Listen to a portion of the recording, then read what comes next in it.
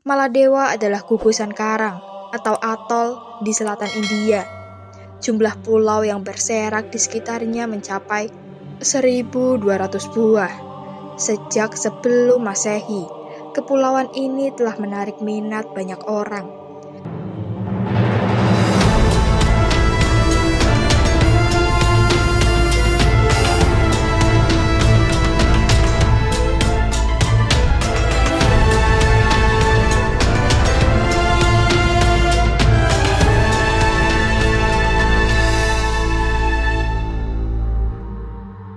Assalamualaikum warahmatullahi wabarakatuh.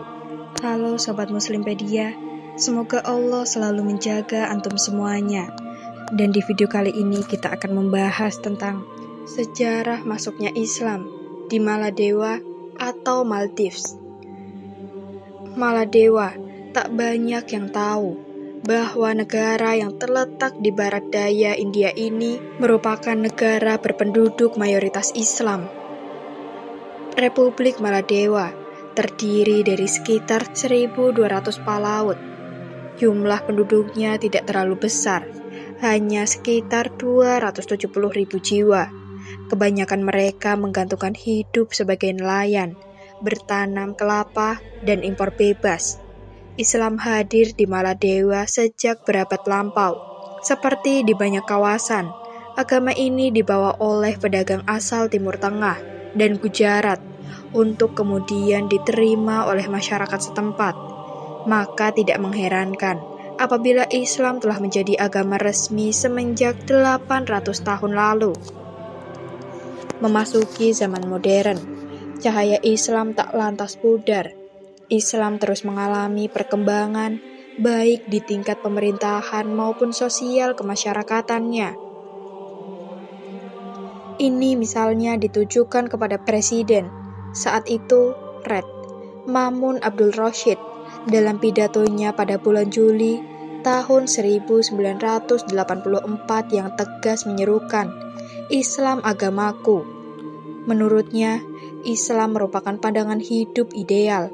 Islam juga sangat dinamis dan mampu mengikuti perkembangan zaman, hingga akan membawa kemanfaatan bagi siapapun, dimanapun dan kapanpun.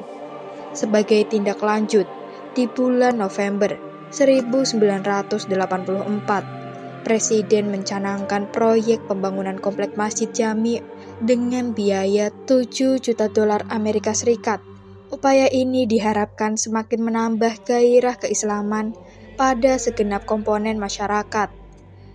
Pada tahun 1997, lahir Undang-Undang Negara yang menyatakan Islam sebagai agama resmi negara.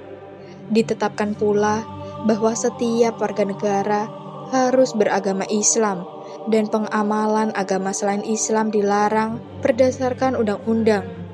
Perkecualian bagi orang asing yang non-muslim, mereka bisa menjalankan ibadah sesuai kepercayaannya, namun harus dilakukan secara privasi, serta tidak diperbolehkan mengajak penduduk untuk berpartisipasi. Dalam hal ini, Presiden merupakan penguasa tertinggi penegak syariat Islam. Islam telah menjadi karakteristik penduduk Maladewa karena mereka percaya Islam membawa kedamaian dan kesejahteraan. Begitu bunyi laporan internasional Religious Freedom Report pada tahun 2004. Presiden Maumoon Abdul Gayoom setahun lalu juga mengariskan kembali pendirian negara ini, yaitu tak ada agama selain Islam di negaranya. Untuk itu, Presiden kemudian menginstruksikan Menteri Dalam Negeri menyusun langkah-langkah untuk mempertahankan dan menjaga kesatuan agama. Maka terbentuklah Mahkamah Tinggi Agama Islam yang dapat memberikan arahan-arahan di bidang agama. Di samping itu, disiapkan pula pedoman dan standar pelaksanaan ibadah sehingga amal ibadah umat dapat diterima di sisi Allah Subhanahu wa Ta'ala. Pemerintah juga melarang peredaran barang atau material apapun yang bercirikan non-Islam, namun diperbolehkan menyimpan literatur agama seperti Injil, tapi hanya untuk kepentingan pribadi. Begitupun pernak-pernik agama non-Islam, kartu dan pohon Natal. Kecuali hanya dibatasi untuk orang asing dan turis. Langkah serta kebijakan lain adalah pelanggaran bagi aktivitas penyiaran agama non-Islam serta misionaris. Peralihan agama dari Islam ke non-Islam sangat bertentangan dengan hukum syariat dan dapat berdampak bagi hilangnya hak kewarganegaraan. Pada tahun 1214, hampir seluruh penduduk Maladewa memeluk Islam berkat kegigihan iman asal Arab, Abu Barakat Berberi. Begitu besar pengaruhnya hingga penguasa Hindu di sana kala itu, Dharam Sant, juga beralih ke agama Islam. Dia lantas mengubah namanya menjadi Sultan Muhammad Ibnu Abdullah. Peristiwa itu menjadi tonggak paling penting dalam perjalanan sejarah Republik Maladewa, nama resmi negara ini. Hingga kini pun, masyarakat di sana selalu mengenangnya sebagai peristiwa revolusi spiritual. Adalah cerita mistik juga yang membawa penduduk Maladewa menuju kebenaran. Negeri kepulauan di Samudra Hindia ini dihuni oleh penduduk yang hampir 100% agama Islam. Sebagai negara yang berdekatan dengan India dan Sri Lanka, yang sebagian penduduknya beragama Hindu dan Buddha. Kehadiran Islam di negara yang berpenduduk hanya 200.000 orang itu tentu sebuah keunikan, dan keunikan itu menjadi lengkap bila menilik ke belakang cerita tentang awal mula Islam hadir di negeri itu. Maladewa adalah gugusan karang atau atol di selatan India. Jumlah pulau yang berserak di sekitarnya mencapai 1.200 buah. Sejak sebelum Masehi, kepulauan ini telah menarik minat banyak orang.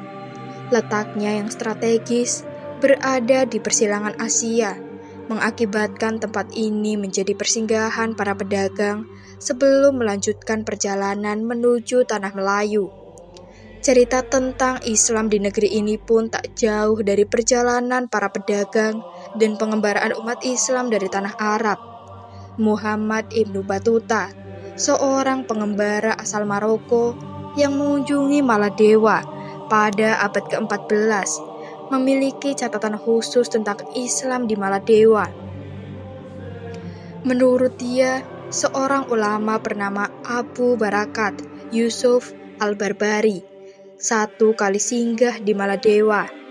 Ia sedang dalam perjalanan dakwah dan mengembara. Saat ia tiba, rakyat Maladewa tengah dicekam ketakutan. Ranamari, penguasa laut menurut kepercayaan masyarakat kala itu, keluar dari tempatnya sebulan sekali. Ia datang untuk menjemput korban berupa seorang anak perempuan muda yang masih perawan. Jika tidak diberi, ia akan mengamuk sehingga mengakibatkan bencana bagi semua orang. Korban, anak perempuan malang itu, dipilih banyak orang. Ia dikorbankan dengan kesepakatan bersama rakyat. Setelah dipilih, anak perempuan itu dibawa ke candi di dekat pantai sendirian. Ranamari akan menjemputnya. Esok pagi, anak gadis itu meninggal dalam kondisi mengenaskan. Ia menjadi korban keganasan dewa laut. Gadis itu meninggal dalam kondisi telah diperkosa. Saat masyarakat tengah diliputi ketegangan, Abu Barakat datang. Ia menginap di salah seorang warga yang kebetulan anaknya terpilih untuk dikorbankan kepada dewa laut yang serakah. Abu Barakat merasakan betul kesedihan yang melanda keluarga tempatnya menginap. Ia yakin itu cuma cerita mistik, dan sebagai umat Islam, ia tertarik untuk membantu keluarga tempatnya menginap dan membebaskan rakyat dari cerita tahayul. Maka ia bersedia menjadi korban. Abu Barakat lantas didandani layaknya anak perempuan. Ia dibawa ke candi dengan tatapan penuh heran masyarakat setempat. Pria cerdas yang memang ulama itu kemudian duduk di dalam candi tanpa sekalipun lalai dari mengingat Allah. Sepanjang malam, ia tak henti membaca Al-Quran. Esoknya beramai-ramai penduduk mendatangi candi.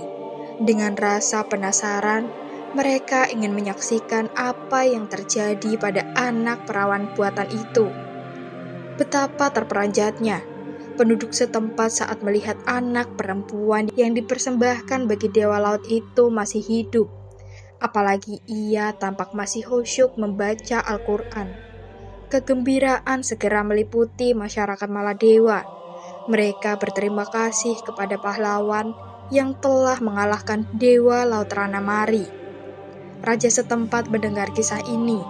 Dia mendatangi Abu Barakat Al-Barbari dan mendengarkan cerita yang sesungguhnya.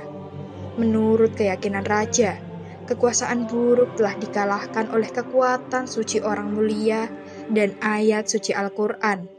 Serta merta dia bersyahadat dan menyatakan diri sebagai Islam. Dengan pengaruhnya, ia memerintahkan semua rakyatnya untuk mengikut langkahnya untuk memeluk Islam. Jadilah Maladewa negeri dengan mayoritas penduduk beragama Islam. Inilah kisah tentang sejarah masuknya Islam di Maladewa. Gambar yang ditampilkan hanya ilustrasi, dan kami memohon maaf jika ada kesalahan dalam penulisan maupun penyebutan. Semoga konten ini bisa menghibur dan bisa memberikan inspirasi, edukasi, dan kebaikan dalam kehidupan sehari-hari. Wassalamualaikum warahmatullahi wabarakatuh.